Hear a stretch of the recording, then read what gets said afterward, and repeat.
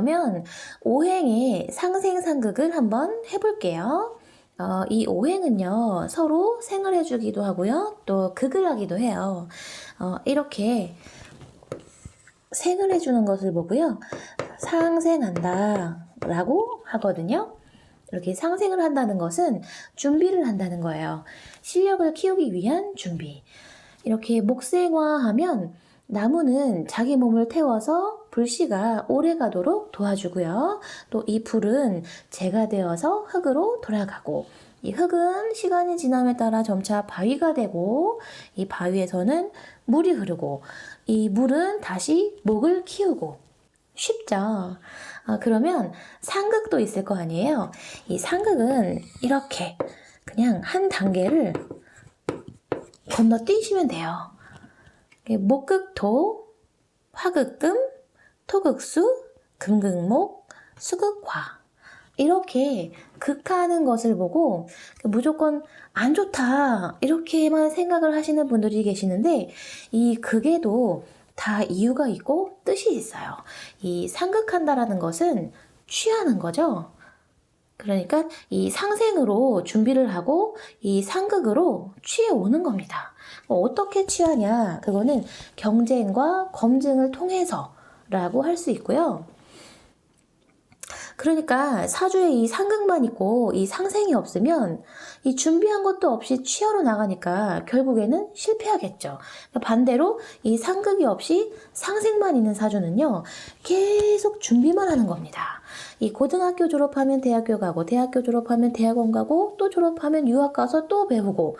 그러니까 사주가 이런 극이 없이 이렇게 생이나 합으로만 되어 있으면 이 사람이 유하고 화학적일 수는 있겠지만 이렇게 극이 있으면 더 뛰어난 인물이 되기가 쉬워요. 목극토 하면 이 땅에 이 나무가 이렇게 뿌리를 내리잖아요. 이 땅에 뿌리를 내리느라고 이 땅의 기운이 쇠해져요. 그리고 이렇게 화극금 하면 이 불은 쇠덩이를 녹이잖아요. 그리고 토극수 하면 이 댐이나 뚝, 제방 이런 것들이 이 흐르는 물을 가둡니다. 또 금극목 하면 이 칼로 나무를 베는 형상이고요. 또 수극화 하면 물로 불을 끄는 형상이죠. 여러분들이 목생화 이러면 목이 일방적으로 화를 생해주기만 한다고 그렇게 생각을 하시잖아요. 사실은요, 서로 생해주는 거예요. 그러니까 화가 목을 생해주기도 하거든요. 그래서 이 상생한다 할 때 이 상자가요, 이게 서로 상자를 써요. 어떻게 생해주느냐? 만약에 태양이 이렇게 있고 나무가 있다라고 한다면 이 나무가 태양을 키울까요? 아니면 이 태양이 나무를 잘 자라게 할까요? 태양이 나무를 잘 자라게 하죠.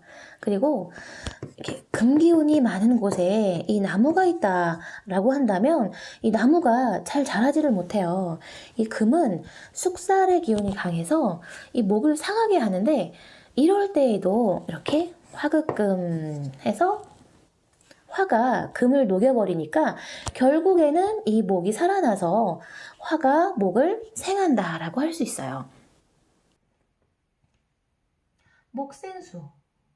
이 물은요, 항상 맑게 흘러야 되는데, 만약에 이 사주에 토가 많다 그러면 이 물이 흙탕물이 되기가 쉽거든요.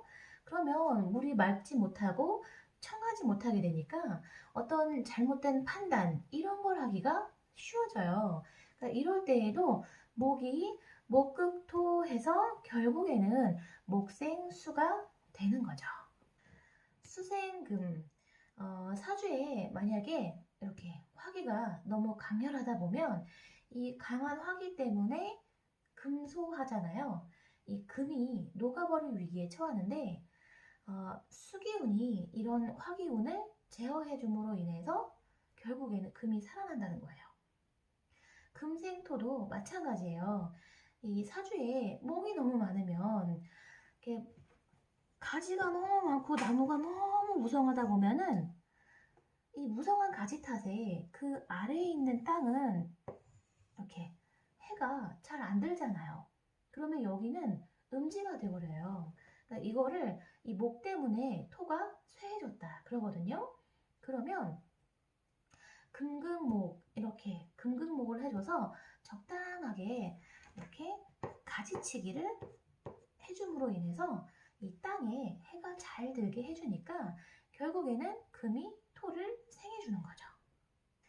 이 토생화도 똑같이 사주에 만약에 수가 많다 그러면 수극화해서 이 화가 꺼지게 되는데요.